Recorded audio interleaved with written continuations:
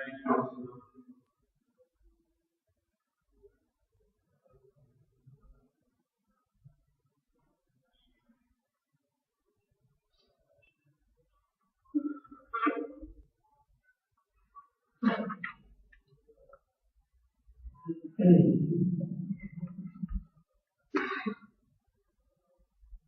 الله الرحمن الرحيم.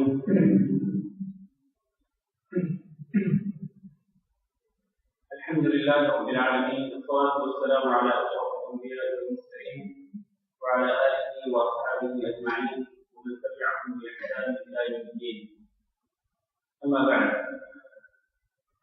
محترم بھائی اور دوستو، آج ہم کتاب عمدۃ الاحکام کی آخری 3 حدیثیں پڑھتے ہیں اور اس کے ساتھ ہی یہ کتاب انشاءاللہ اختتام پذیر ہوگی. تو آخری جو 2 باب ہیں ان میں 3 احادیث ہیں. آخری 2 بابوں میں سے پہلا باب ہے کتاب العتق، اور عتق سے مراد ہے غلام کو آزاد کرنا. غلام کو آزاد کرنا یعنی اس باب میں وہ احادیث ذکر کی جا رہی ہیں جو غلام کو آزاد کرنے کے متعلق ہیں. یہاں میں یہ بات واضح کرتا ہوں کہ غلامی جاہلیت کے دور سے چلی آ رہی ہے. اسلام کے آنے سے پہلے غلامی پائی جاتی ہے. لوگ غلاموں کی خرید و فروخت کا کاروبار کرتے تھے. کسی شخص کو خرید لیتے تھے وہ اس کا غلام بن جاتا تھا. تو یہ غلامی جاہلیت کے دور سے چلی آ رہی تھی. پھر جب اسلام آیا تو اسلام نے اس غلامی کو بتدریج ختم کرنے کی ترغیب دی. بتدریج ختم کرنے سے مراد آہستہ آہستہ اس غلامی کو ختم کرنے کی ترغیب دی اسلام. اسلام کے خلاف ایک پروپیگنڈا یہ کیا جاتا ہے، یہ اعتراض کیا جاتا ہے کہ اسلام نے انسان کو غلام بنایا ہے اور اسلام کے اندر انسانوں کی غلامی کو جائز قرار دیا گیا ہے. اس کے جواب یہ ہے کہ یہ درست نہیں ہے. انسانوں کو غلام بنانے کا جو دستور تھا جاہلیت کے دور سے چلا آ رہا. پھر جب اسلام آیا تو اسلام نے اس غلامی کو ختم کرنے کی ترغیب دی اور اس پر انشاءاللہ بعد میں بات کرتے ہیں. تو وہ احادیث جو کہ غلام کو آزاد کرنے کے متعلق ہیں، یہاں پر 2 احادیث صحیح بخاری اور صحیح مسلم کی متفق علیہ احادیث ذکر کی گئی ہیں. ان میں سے پہلی حدیث عن ابن عمر رضی اللہ عنہما ان رسول الله صلى الله عليه وسلم قال من اعتق شركا له في عبد فكان له مال يبلغ ثمن العبد قدم عليه قيمة عبد فأعطى شركاءه قصصهم وعتق عليه العبد وإلا فقد عتق منه ما عتق. جناب ابن عمر رضی اللہ تعالیٰ عنہ روایت کرتے ہیں کہ رسول اللہ صلی اللہ علیہ وسلم نے ارشاد فرمایا کہ جو شخص آزاد کر دے اپنے حصے کی عبد کسی ایک غلام نے. حصے سے مراد یہ ہے کہ بعض اوقات یہ ہوتا تھا کہ کئی لوگ مل کر ایک شخص کو خرید لیتے تھے تو وہ شخص ان کا مشترکہ طور پر غلام ہوتا تھا. 2 آدمی 3 آدمی 4 آدمی 10 آدمی مل کر کسی شخص کو خرید لیتے تو وہ شخص مشترکہ طور پر ان کا غلام بن جاتا. تو فرمایا جو شخص کسی غلام میں اپنے حصے کو آزاد کرے، غلام بھی اس کا جو حصہ ہے صرف اسی کو آزاد کرے، فکان له مال اور اس کے پاس مال بھی ہو، یہ آزاد کرنے والا شخص مالدار ہو اور اتنا مال ہو کہ یبلغ ثمن العبد جو اس غلام کی قیمت کو پہنچ جائے. اس بندے کے پاس جو کہ غلام کے اندر اپنے حصے کو آزاد کر رہا ہے، اس کے پاس اتنا مال موجود ہو کہ جو اس غلام کی پوری قیمت کے برابر ہے، تو پھر خوب بیماری قیمت عادل منصفانہ طور پر اس کی قیمت لگائی جائے. उस गुलाम की कीमत मुंसिफाना तौर पर मुकर्रर की जाएगी। इसकी कीमत कितनी है टोटल? तो वो शख्स जो अपना एक हिस्सा आजाद कर रहा है वो अपने शरीकों को, अपने पार्टनर को उनके हिस्से दे देगा, और गुलाम उसकी तरफ से आजाद हो जाएगा। और अगर ऐसा ना हो, अगर उसके पास इतना माल ना हो कि वो अपने पार्टनर को भी उनके हिस्से दे सकता हो, मुकम्मल तौर पर गुलाम को आजाद कर सकता हो, उसके पास माल नहीं मिलते तो फिर उस गुलाम से उतना ही हिस्सा आजाद होगा जितना हिस्सा उसने आजाद किया। यानी अपना हिस्सा जो उसने आजाद किया तो बस उतना ही हिस्सा वो गुलाम आजाद होगा, बाकी शरीकों का, बाकी उसके जो पार्टनर है वो उनका गुलाम भी है। इस हदीस का मफहूम क्या है? इस हदीस का मफहूम यह है कि एक शख्स कई लोगों का मुश्तरका तौर पर गुलाम हो सकता है, जैसे कि उस दौर में होता था कि कई लोग मिलकर एक शख्स को मुश्तरका तौर पर देते थे तो वो शख्स मुश्तरका तौर पर सबका गुलाम हो जाता। इस्लाम ने, जिसका मैंने पहले अर्ज किया है, इस्लाम ने इस गुलामी को बदतदरीज खत्म करने की तरकीब दी। इस्लाम ये नहीं चाहता है कि ये इंसानों की गुलामी जो है वो जाहिलियत के दस्तूर के मुताबिक बरकरार रहे। नहीं, इस्लाम ने इस चीज को पसंद नहीं किया। इस्लाम ने उल्टा इंसानों की गुलामी को खत्म करने की तरकीब दी, इंसानों को आजाद करने की तरकीब दी। तो फरमाया कि अगर कोई शख्स गुलाम हो और उसके मालिक कई हैं, फर्ज करें उसके मालिक 5, अब एक शख्स जो है इन मालिकों में से, इस गुलाम के जो आका हैं उनमें से एक शख्स अपने हिस्से को आजाद करता है। वो कहते हैं अपने हिस्से से 10,000 हो तो अपने हिस्से का गुलाम आजाद करता है।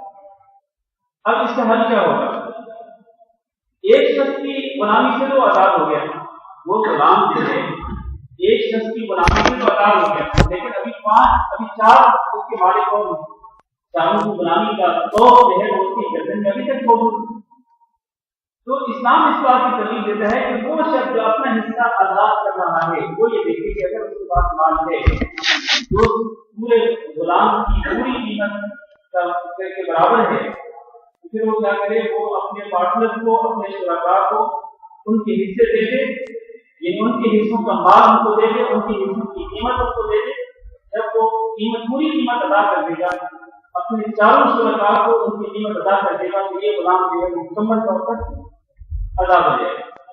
अगर ऐसा उनकी बात मुमकिन हो तो, लेकिन अगर ऐसा मुमकिन ना हो, उसके पास माल नहीं, तो अपने बाकी पार्टनर को, अपने बाकी शुरका को उनके हिस्सों की कीमत नहीं दे सकता, क्या करें? तो फिर वो उस गुलाम की गुलामी से उतना ही हिस्सा आजाद होगा, उतना ही हिस्सा खत्म होगा जितना हिस्सा वो आजाद कर रहा हो। तो ये इस हदीस से मतलब साबित होता है कि अगर कोई शख्स किसी का मुस्तरका तौर पर गुलाम हो और एक शख्स आजाद कर रहा हो तो उसकी कीमत लगा करके आजाद करने वाले शख्स को चाहिए कि वो बाकी शुरका को कीमतों के हिस्से दे अदा कर दे, ताकि वो शख्स मुकम्मल तौर पर आजादी पाले, खलासी पाले और उसकी गर्दन से गुलामी का दौर खत्म हो जाए।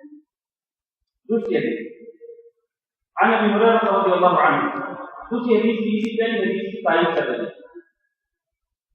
عن النبي صلى الله عليه وسلم قال من أعتق شقا له بالمملوك فعليه صلاته في ماله فإن لم يكن له مال حكم المملوك قيمة عدل ثم استشعر العبد غير مشروط عليه. جناب ابو ہریرہ رضی اللہ تعالی عنہ روایت کرتے ہیں کہ نبی صلی اللہ علیہ وسلم نے ارشاد فرمایا من اعتق شقا له، جو شخص اپنے حصے کو آزاد کرے، من مملوک غلام کا جو حصہ اس کا ہے وہ اپنے حصے کو آزاد کرے، تو اسے کیا کرنا پڑے گا؟ فعلیہ صلاۃ فی ماله، اس پر یہ بات واجب ہو جائے گی کہ اپنے مال سے اس غلام کو خلاصی دلائے، اپنے غلام کو مکمل طور پر وہ رہائی دلائے۔ جب اس نے اپنا حصہ آزاد کیا ہے تو اس پر یہ ضروری ہے کہ اگر اس کے پاس مال ہو تو پھر اپنے باقی شرکاء کو بھی اس غلام کی قیمت کا حصہ دے کر اس غلام کو مکمل طور پر خلاصی دلائے اور اس کو مکمل طور پر رہائی دلائے اور آزادی دلائے، یہ اس کو ضروری ہو۔ لیکن اگر اس کے پاس اتنا مال نہیں ہے پھر کیا کرے گا؟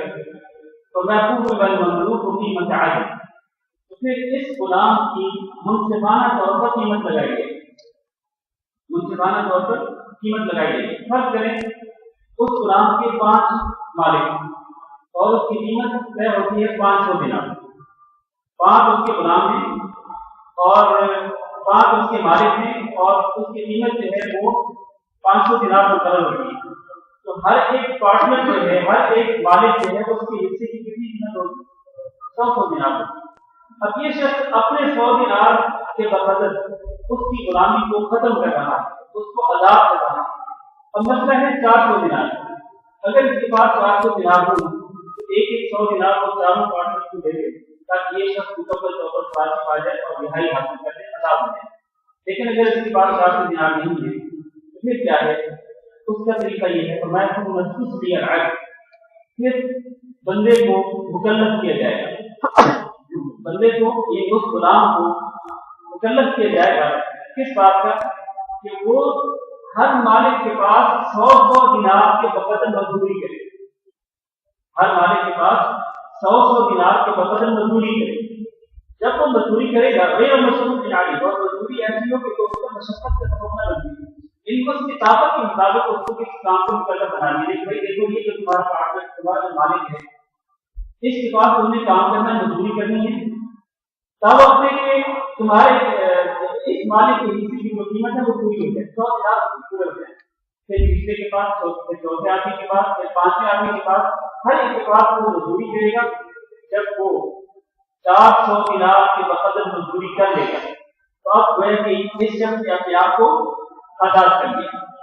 اب اس نے 5 سے اس نے آزادی حاصل کر لی، ایک نے تو اپنے طور پر آزادی عطا کر دی، باقی جو 4 ہیں ان کے ہاں وہ کام کرے گا، تو کام کرنے کے بعد یہ شخص جو ہے یہ جو غلام مکمل طور پر آزاد ہو جائے گا۔ اس حدیث سے بھی یہ بات معلوم ہوتی ہے کیا کہ اسلام یہ چاہتا ہے کہ کسی نہ کسی طریقے سے غلام کو آزادی ملنی چاہیے، کسی نہ کسی طریقے سے غلام کو آزادی ملنی چاہیے، اور آزادی کا خوف اس کی گردن میں جو ہے وہ ختم ہونا چاہیے۔ اسلام نہیں چاہتا کہ انسانوں کی غلامی کا جو دستور جاہلیت کے دور سے چلا آ رہا تھا وہ اسلام کے اندر بھی چلتا رہے، اسلام اس چیز کو بدل نہیں کرتا ہے۔ آخری بات پڑھ لیں، باب بیع المدبر، مدبر کی بیع کا بیان۔ مدبر کس کو کہتے ہیں؟ مدبر اس غلام کو کہتے ہیں جس سے اس کا مالک یہ کہے کہ تم اس وقت تک غلام ہو جب تک میں زندہ ہوں، جب میری موت آ جائے گی تو تم آزاد، اس کو مدبر کہتے ہیں۔ وہ غلام جس کی آزادی اس کا مالک مشروط کر دے، کس کے ساتھ؟ اپنی موت کے ساتھ، جب میری موت آئے گی تم آزاد، اس کو مدبر غلام کہتے ہیں۔ تو مدبر غلام جو ہے کیا اس کی بیع ہو سکتی ہے یا نہیں؟ سنیے حدیث عن جابر بن عبد الله رضي الله عنهما قال دبر رجل من الانصار غلاما له۔ حضرت جابر بن عبد الله رضی اللہ عنہما بیان کرتے ہیں کہ ایک شخص نے، اس کا تعلق انصار میں تھا، اس نے اپنے غلام کو مدبر کیا، مطلب اس کو یہ کہا کہ دیکھو جب تک میں زندہ ہوں تو میرے غلام ہیں، جب میں مر جاؤں گا تو تم آزاد۔ اس نے اس کو مدبر کیا۔ وکیل اور ایک روایت کے بعد میں ہے کہ بلغ النبی صلی اللہ علیہ وسلم، نبی صلی اللہ علیہ وسلم سے یہ بات پوچھی ان رجلا من اصحابه اعتق غلاما عن جبر۔ نبی صلی اللہ علیہ وسلم سے یہ بات پوچھی کہ ایک شخص نبی صلی اللہ علیہ وسلم کے ساتھی میں سے، آپ کے صحابہ کرام میں سے، اس نے اپنے غلام کو آزاد کیا اپنے مرنے کے بعد، یعنی اس کو یہ کہا کہ جب میں مر جاؤں گا تو آزاد۔ لم يكن له مال غيره، لیکن صورتحال یہ تھی کہ اس شخص کے پاس کوئی اور مال نہیں تھا۔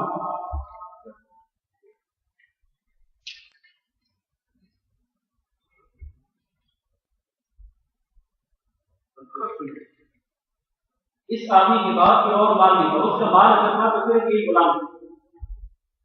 اب اس نے جب یہ کہا کہ میرے مرنے کے بعد وہ آزاد ہے، گویا کہ وہ اپنے ورثاء کو اس طرح چھوڑ کے جانا چاہتا تھا کہ وارثوں کے پاس اس کی وراثت سے کوئی بھی مال نہ تھا، اس کے پاس کوئی اور مال نہیں تھا، صرف اس کا غلام ہی تھا۔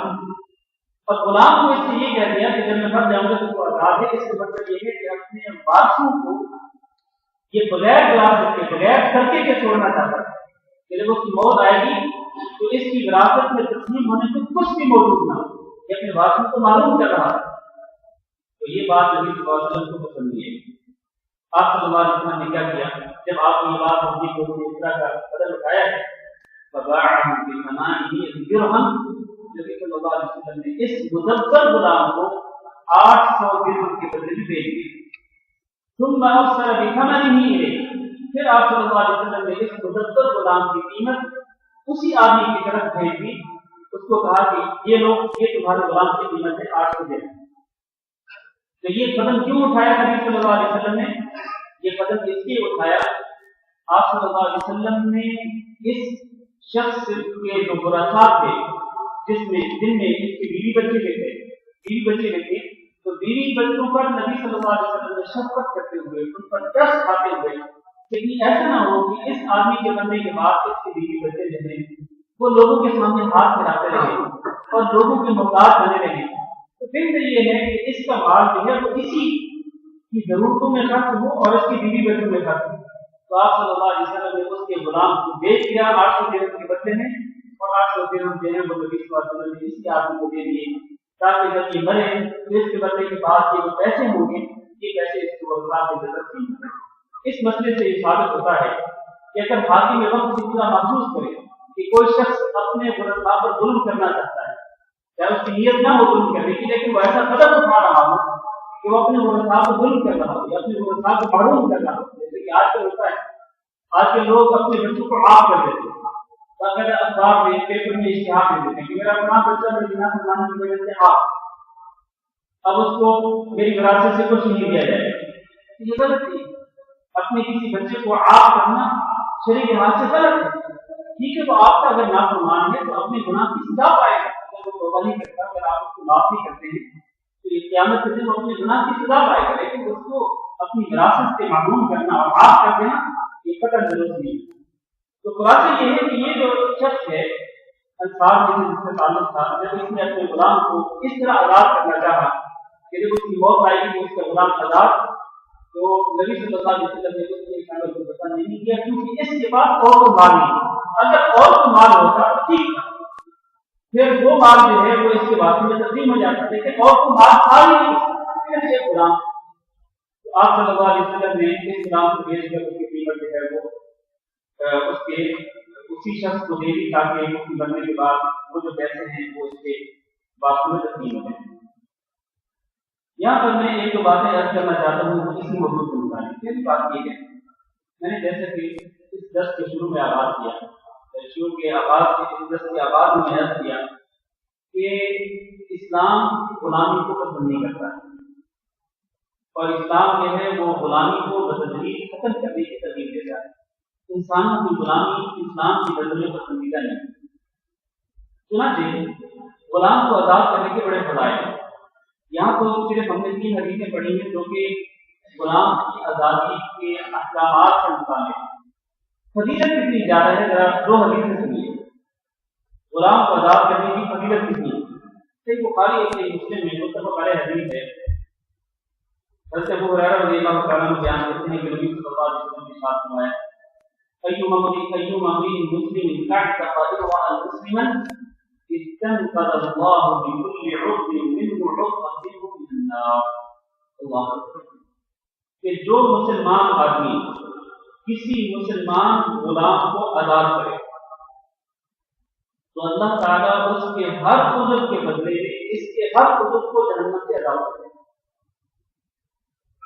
کتنی بڑی فضیلت ہے کہ اگر کوئی شخص کسی مسلمان غلام کو آزاد کرے تو آزاد ہونے والے غلام کے ہر عضو کے بدلے میں آزاد کرنے والے شخص کے ہر عضو کو جہنم کی آگ سے آزادی دے دی جائے گی، اس کو خلاصی عطا کر دی جائے گی، اس کو جہنم سے برات کا سرٹیفکیٹ دے کے جائے گا، یہ شخص جہنم سے بچ گیا ایک مسلمان کو آزاد کرنے کے بجائے۔ دوسری حدیث میں سنن ترمذی میں حدیث ہے فَمَا أَيُّمَا امْرِئٍ مُسْلِمٍ اعْتَقَ امْرَأَتَيْنِ مُسْلِمَتَيْنِ كَانَتَا بِكَافَهُ مِنَ النَّارِ۔ کہ جو مسلمان آدمی جو مسلمان عورتوں کو آزاد کرے، یعنی مسلمان عورتیں لونڈیاں ہوں ان کو آزاد کر دے، کان فکاکہ من النار، تو قیامت کے دن وہی دو عورتیں جن کو اس نے آزاد کیا اس کی جہنم سے نجات کا سبب بن جائیں گے، جہنم سے نجات کا سبب بن جائیں گے۔ اور ابو داؤد کی روایت میں یہ الفاظ ہے، فرمایا ایما امرأۃ مسلمۃ اعتقت امرأۃ مسلمۃ كانت فكاكها من النار، اگر کوئی ایک مسلمان عورت کسی مسلمان عورت کو آزاد کر دے، کسی مسلمان لڑکی کو آزاد کر دے، كانت فكاكها من النار، تو اس کی آزادی جو ہے وہ اس آزاد کرنے والی عورت کی جہنم سے خلاصی کا اور جہنم سے نجات کا سبب بن جائے گا۔ تو اس لیے ہمیں آزادی اور رہائی دلانے کے جو فوائد ہیں ان کو اپنے ذہن میں رکھنا چاہیے۔ یہاں میں ایک اور بات عرض کر رہا ہوں، جیسے کہ میں نے پہلے کہا کہ اسلام نے غلامی کو ختم کرنے کی ترغیب دی۔ آپ دیکھیں مختلف گناہوں کا کفارہ جو ہے، مختلف گناہوں کے کفاروں میں کس کو ذکر کیا گیا ہے؟ غلام کی آزادی۔ کہ اگر آپ نے یہ گناہ کیا تو اس کا کفارہ یہ ہے کہ آپ غلام کو آزاد کرو۔ یہ کس بات کی دلیل ہے کہ اسلام غلاموں کی آزادی کو ختم کرنا چاہتا ہے؟ اسلام جو ہے وہ انسانوں کی غلامی کو باقی نہیں رکھنا چاہتا بلکہ ختم کرنا چاہتا ہے۔ ان گناہوں میں سے مثلا ایک گناہ آپ ہی بتائیں، کوئی کسی گناہ کا کفارہ، قسم توڑنے کا کفارہ، قسم توڑنے کے کفارے میں کیا، قسم توڑنے کا کفارہ کیا ہے؟ اس کا جو ترتیب ہے اس کی وہ کیا ہے؟ 10 غلاموں کو 10 مسکینوں کو کھانا کھلانا، یا ان کو کپڑے پہنانا، یا پھر غلام آزاد کرنا، غلام آزاد کرنا۔ اور اگر اس کی طاقت نہ ہو، ان تینوں میں سے کسی کام کی طاقت نہ ہو تو پھر 3 دن کے روزے۔ تو قسم کے کفارے میں، قسم توڑنے کے کفارے میں غلام کی آزادی کو ذکر کیا۔ اسی طرح زہار کا کفارہ، زہار کیا ہوتا ہے؟ جی ہاں، زہار یہ ہے کہ کوئی شخص اپنی بیوی کو یہ کہے کہ تم میرے لیے میری ماں کی طرح ہو، یا تم میرے لیے میری بہن کی طرح ہو، یا تم میرے لیے میری بیٹی کی طرح ہو، کسی محرم عورت کے ساتھ اس کو تشبیہ دے کہ تم میرے لیے میری فلاں محرم عورت کی طرح، ماں ہو، بہن ہو، بیٹی ہو، تو یہ زہار ہوتا ہے۔ اس کا کفارہ کیا ہے؟ اس کی کفارے میں سب سے پہلے غلام کو آزاد کرنا، سب سے پہلے غلام کو آزاد کرنا ہے۔ سورۃ المجادلہ کے شروع میں اللہ تعالیٰ نے یہ ذکر کیا، وَالَّذِينَ يُظَاهِرُونَ مِن نِّسَائِهِمْ ثُمَّ يَعُودُونَ لِمَا قَالُوا فَتَحْرِيرُ رَقَبَةٍ مِّن قَبْلِ إِمْسَاكٍ۔ اسی طرح قتل خطا، ابھی ہم نے چند دن پہلے، کچھ عرصہ پہلے ہم نے سورۃ النساء میں قتل کے احکامات پڑھے تھے، تو ہم نے کہا کہ قتل 3 قسم کا ہوتا ہے، قتل عمد، قتل شبہ عمد اور قتل خطا۔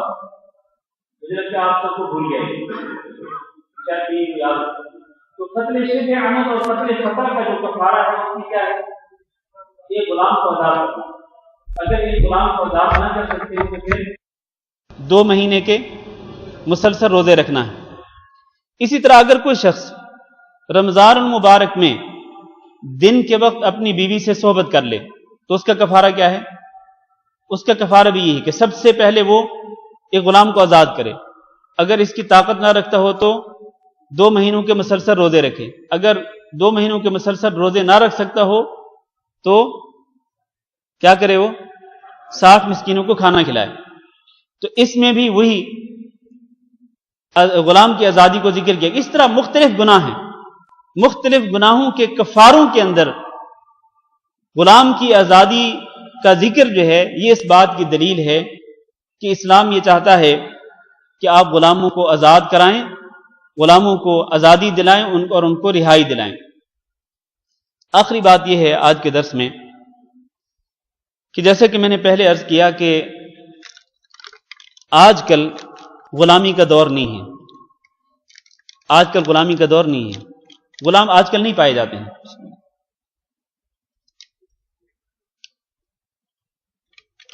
تو اگر کوئی شخص غلام آزاد کرنے کا یہ اجر و ثواب جو ابھی ہم نے ذکر کیا کہ غلام کو آزاد کریں گے تو اس کے ہر عضو کے بدلے میں آپ کے ہر عضو کو جہنم سے نجات مل جائے گی، اگر کوئی شخص یہ آزادی یہ فضیلت حاصل کرنا چاہتا ہو تو اس کو کیا کرنا چاہیے جبکہ غلام تو ہیں ہی نہیں؟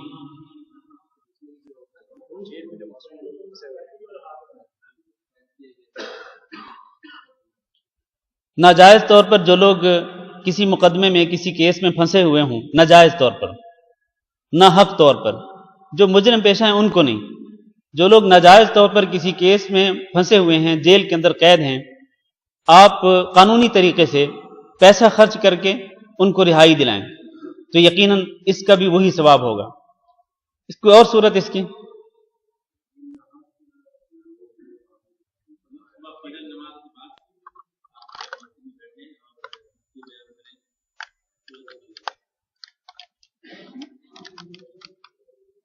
نہیں، اس میں تو یہ نہیں، وہ تو یہ ہے کہ اگر آپ فجر کی نماز کے بعد بیٹھے رہتے ہیں اپنی جگہ پہ، سورج نکلنے کے بعد آپ نماز اشراق پڑھتے ہیں تو اس کا ثواب کتنا ہے؟ حج و عمرے کا ثواب ہے، حج و عمرے کا ثواب ہے۔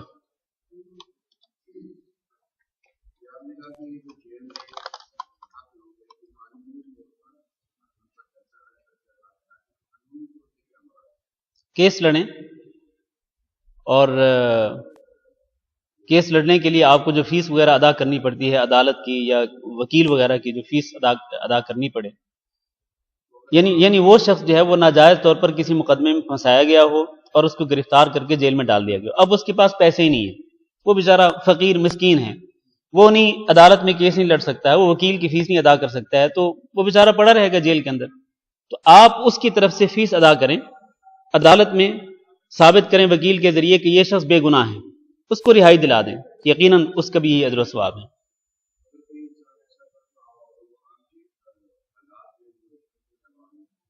نہیں، وہ رشوت دینا اور معاملہ ہے۔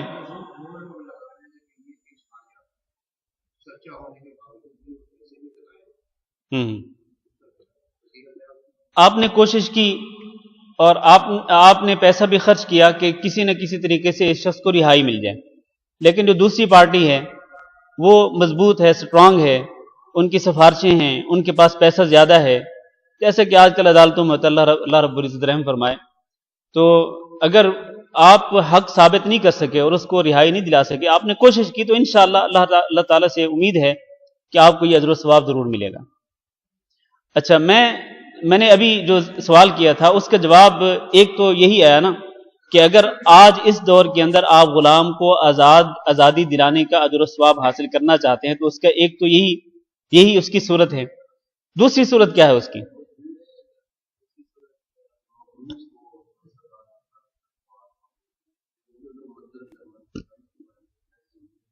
نہیں، ہاں جی،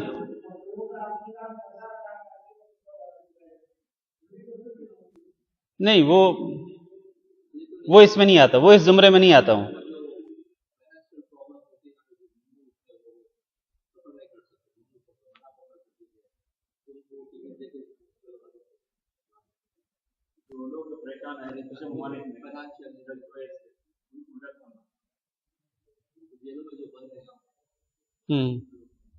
وہ تو وہی یہ تو پہلی بات ہے، جو یہ اسی کی کئی مختلف صورتیں ہیں کہ کوئی شخص،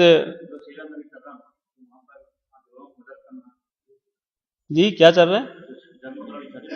وہ ایک ہی بات ہے نا، اگر کہیں کوئی حالات پرامن نہیں ہیں اور ناجائز طور پر لوگوں کو گرفتار کر کے جیل میں ڈال دیا جاتا ہے، یا فرض کریں جہاں پر اگر کہیں جہاد ہو رہا ہے تو مجاہدین میں سے کسی کو گرفتار کر کے اس کو گوانٹانامو پہنچا دیا جاتا ہے اور اس پر ناجائز مقدمے چلائے جاتے ہیں، اور اس کو تو اس طرح کی تو ایک ہی بات ہے، وہ ہم نے جو پہلی صورت ذکر کی وہی ایک ہی ہے۔ ہاں جی،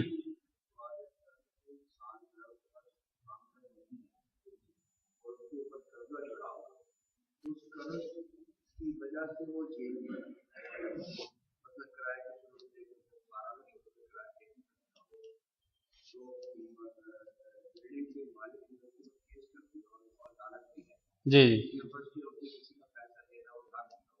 ٹھیک ہے جی جی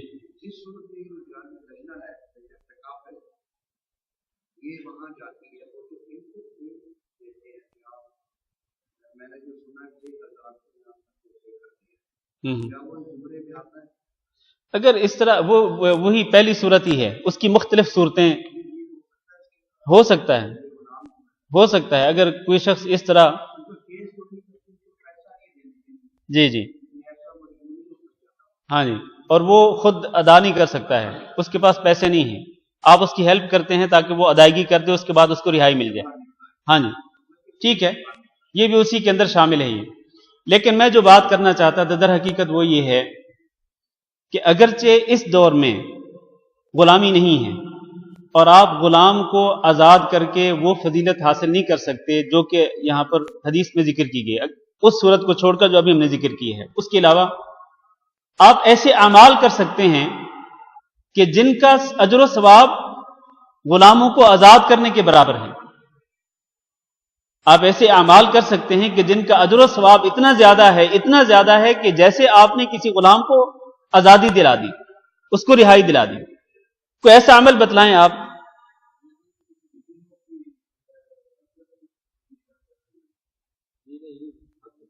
جی جو بات کریں دلیل کی بنیاد پر کریں، اگر آپ کے پاس دلیل ہو تو بات کریں ورنہ نہیں۔ ہاں جی، ایک عمل نبی کریم صلی اللہ علیہ وسلم کا یہ فرمان ہے کہ جو شخص صبح کے وقت نماز کے بعد 100 مرتبہ لا الہ الا اللہ وحدہ لا شریک لہ لہ الملک ولہ الحمد وہو علی کل شیء قدیر پڑھے تو اس کا کتنا اجر و ثواب ہے؟ 10 غلاموں کو آزاد کرنے کے برابر ہے، اور اس کے لیے 100 نیکیاں لکھی جاتی ہیں، 100 اس کے گناہ مٹا دیے جاتے ہیں، اور وہ شام ہونے تک اللہ رب العزت کی پناہ میں چلا جاتا ہے، شیطان سے محفوظ ہو جاتا ہے۔ کتنی مرتبہ پڑھنا ہے لا الہ الا اللہ وحدہ لا شریک لہ؟ 100 مرتبہ۔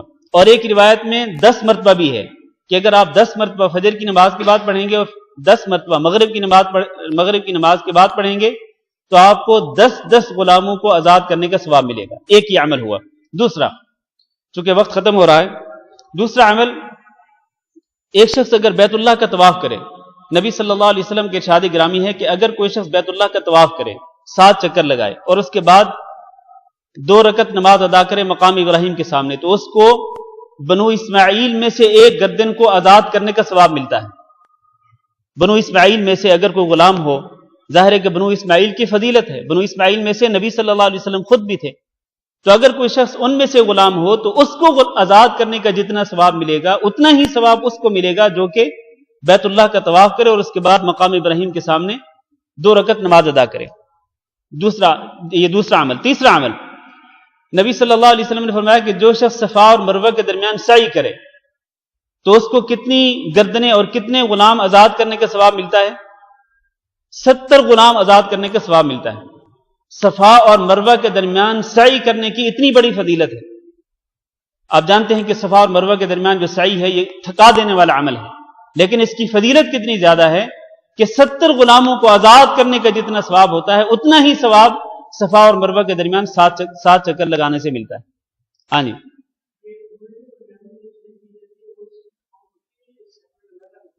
نہیں، صفا اور مروہ کی جو سعی ہے یہ یا تو عمرے میں ہو سکتی ہے یا پھر حج میں ہو سکتی ہے، اس کے علاوہ یہ نفلی سعی ہے ہی نہیں۔ یہ یا تو عمرے کا رکن ہے یا پھر حج کا رکن ہے، اس کے علاوہ کوئی سعی نہیں ہے۔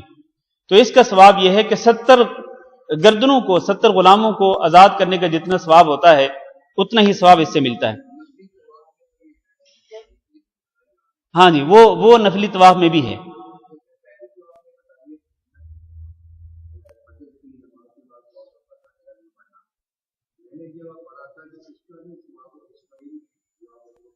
جی، بعض روایات میں اس کا ذکر بھی ہے، بنو اسماعیل میں سے 10 غلاموں کو آزاد کرنے کے برابر۔ ہاں جی صحیح ہے۔ اچھا جی، ہم یہاں پر جی سوال وہی یہ جو دعا ہے لا الہ الا اللہ وحدہ لا شریک لہ، یہ دعا 100 مرتبہ پڑھنے کی جو فضیلت ہے وہ کہہ رہے ہیں کہ اس بعض روایات میں یہ ہیں کہ 10 گردنیں جن کو آزاد کرنے کا ثواب ملے گا، یہ بنو اسماعیل میں سے بنو اسماعیل میں سے 10 غلاموں کو آزاد کرنے کا ثواب ملتا ہے یہ دعا 100 مرتبہ پڑھنے پر۔ الحمدللہ ہماری یہ کتاب ختم ہوئی، اللہ رب العزت کا شکر ادا کرتے ہیں کہ ہم نے یہ جو کتاب ہے عمدۃ الاحکام، جس میں جیسے کہ میں نے پہلے عرض کیا تھا کہ مسائل و احکام کے متعلق وہ احادیث ہیں جو کہ صحیح بخاری اور صحیح مسلم کی ہیں، تو اللہ کے فضل سے یہ کتاب ہماری ختم ہوئی۔ اللہ تعالیٰ سے دعا کرتے ہیں کہ اللہ رب العزت ہمارا یہ عمل قبول فرمائے، کیونکہ اللہ تعالیٰ کے ہاں قبولیت سب سے بڑی بات ہے۔ ہم نے الحمدللہ اپنے طور پر کوشش کی، میں نے کوشش کی پڑھانے کی، آپ نے کوشش کی پڑھنے کی، آپ مسلسل لگاتار آتے رہے۔ میں یہاں یہ جاننا چاہتا ہوں کہ آپ میں سے کون لوگ ہیں کہ جنہوں نے مسلسل اس کتاب کو شروع سے لے کے آخر تک پڑھا اور درمیان میں کوئی سبق جو ہے وہ ناغہ نہیں ہوا؟ ایسے کوئی لوگ ہوں تو ذرا ہاتھ کھڑا کریں تاکہ میرا حوصلہ بڑھ جائے کہ شروع سے کئی لوگوں نے جو ہے اس کتاب کو پڑھا ہے۔ کوئی بھی نہیں ہے؟ چھٹی کے علاوہ کتنے لوگ ہیں جنہوں نے پوری کتاب پڑھی ہیں؟ ماشاءاللہ، چھٹی کے علاوہ پوری کتاب جنہوں نے پڑھی ہو، چلیں 2-4 ہی صحیح۔ الحمدللہ اللہ تعالیٰ سے دعا کرتے ہیں کہ اللہ ہمارا یہ عمل قبول فرمائے۔ اب جو اس کے بعد کا جو پروگرام ہے وہ کیا ہے؟ میں نے پچھلے درس میں عرض کیا تھا کہ میرے ذہن میں 2 کتابیں ہیں، ایک مختصر صحیح البخاری کہ ہم اگلے درس سے مختصر صحیح البخاری شروع کریں، یا پھر ایک کتاب ہے جس کا نام ہے منتقل اخبار۔ منتقل اخبار جو ہے، جیسا کہ میں نے پچھلے ہفتے بھی بتلایا تھا کہ اس کتاب کے اندر احکام و مسائل کی وہ احادیث ہیں جو کہ کہاں ہیں؟ صحیح بخاری اور صحیح مسلم میں۔ منتقل اخبار وہ کتاب ہے جس کے اندر مسائل و احکام کی وہ احادیث ہیں جو صرف صحیح بخاری صحیح مسلم کی نہیں بلکہ حدیث کی 7 کتابوں میں سے ہیں۔ ان میں سے 6 بھی بخاری مسلم کے علاوہ ابو داؤد، ترمذی، نسائی، ابن ماجہ، اور 7ویں کتاب جو ہے وہ مسند احمد بن حنبل۔ تو 7 کتابوں میں سے مسائل و احکام کی جو احادیث ہیں، 7 کتابوں میں سے مسائل و احکام کی جو احادیث ہیں وہ اس منتقل اخبار میں جمع کی گئی ہیں۔ تو آپ حضرات کا کیا خیال ہے کہ ان 2 کتابوں میں سے کس کتاب کو شروع کیا جائے؟ کیونکہ مسائل و احکام، میں سمجھتا ہوں کہ مسائل و احکام بہت ضروری ہیں۔ اگر ہم تھوڑا سا توسع اختیار کریں، ہم اس کتاب کے اندر تو پابند تھے نا کہ صحیح بخاری اور صحیح مسلم کی احادیث ہی ہم نے پڑھی مسائل و احکام کے متعلق، لیکن ہم توسع اختیار کریں اور حدیث کی 7 کتابوں میں سے احکام و مسائل کی احادیث پڑھیں تو یقیناً ہمارے ذہنوں کے اندر ان مسائل کی وسعت پیدا ہوگی اور مزید ہم تحقیق کر سکتے ہیں ان مسائل و احکام کے متعلق۔ منتقل اخبار، ہاں جی، کیا خیال ہے آپ حضرات کا؟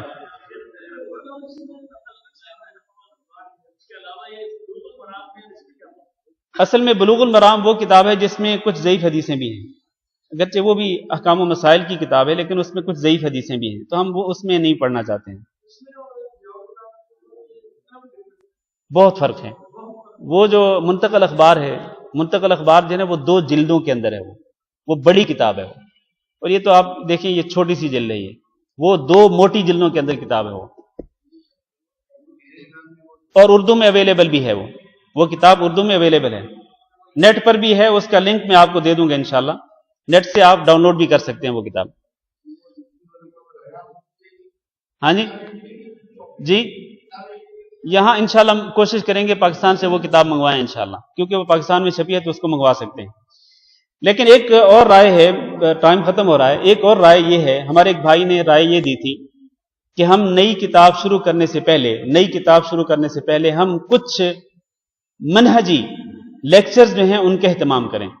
منہجی لیکچرز، مثلا علم کی اہمیت، عقیدہ توحید کی اہمیت، توحید کی کتنی قسمیں ہیں ان کی پوری ڈیٹیل، بدعت کے متعلق، بدعت کے احکام کے متعلق، اسی طرح سلفی جو منہج ہے، قرآن و سنت کا جو منہج ہے وہ کیا ہے، اس کے متعلق اگر کچھ ہم ڈیٹیل سے یہ لیکچرز پہلے ان کا اہتمام کر لیں، اس کے بعد پھر نئی کتاب شروع کریں۔ یہ ایک رائے ہے ہمارے دوست کی طرف سے۔ تو وہ حضرات جو کہ خاص طور پر میدان دعوت میں کام کر رہے ہیں یا کرنا چاہتے ہیں، ان کی تربیت کے لیے اس طرح کے لیکچرز کا اہتمام کرنا ضروری ہے۔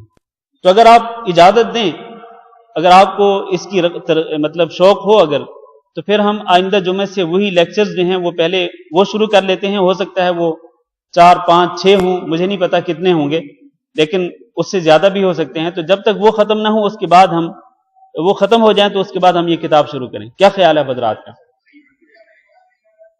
لیکن اس کے لیے ضروری یہ ہے کہ آپ حضرات جتنے اب موجود ہیں، آپ بھی اور آپ کے دوست احباب بھی، ان سب کا ہونا ضروری ہے. جتنی حاضری زیادہ ہوگی آپ حضرات کی، اتنا ہی آپ کو زیادہ فائدہ ہوگا.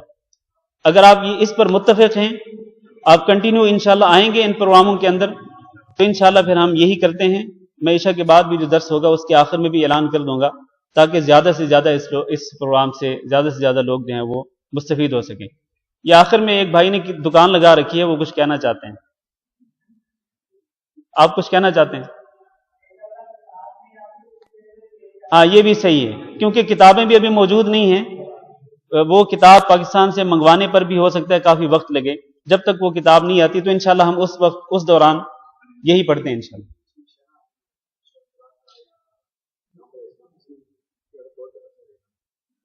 ہاں ٹھیک ہے، اسی میں جی ٹھیک ہے انشاءاللہ وہ انشاءاللہ کور ہو جائے گا. ہاں جی، وہ بھی پڑھ سکتے ہیں. کتاب التوحید بھی پڑھ سکتے ہیں، کتاب التوحید بھی پڑھ سکتے ہیں. ہاں جی ٹھیک ہے انشاءاللہ کتاب التوحید کو ہم کور کر لیں گے ویسے ہی اس کے اندر انشاءاللہ. ٹھیک ہے جی، جزاکم اللہ خیرا. سبحانک اللہم وبحمدک، اشہد ان لا الہ الا انت، استغفرک واتوب الیک.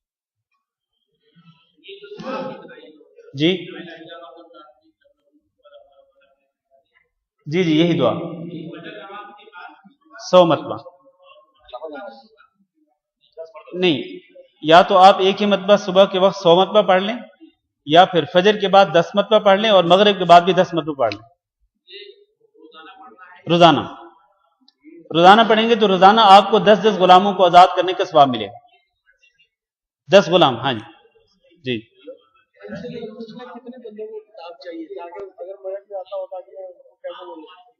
وہ جو کتاب ہے منتقل اخبار، آپ میں سے کتنے لوگ ہیں جو کتاب لینا چاہیں گے؟ یہ وہ ذرا ہاتھ کھڑا کریں.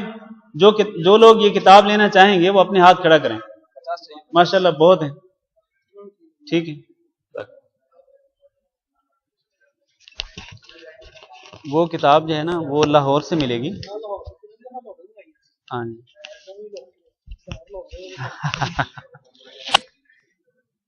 وہ اس کا نام جو جس پریس نے چھاپی ہے نا، اس کا نام ہے دار الدعوہ السلفیہ. ان لوگوں نے یہ کتاب چھپائی ہے، تو ان کے مکتبہ سے آپ منگوا سکتے ہیں.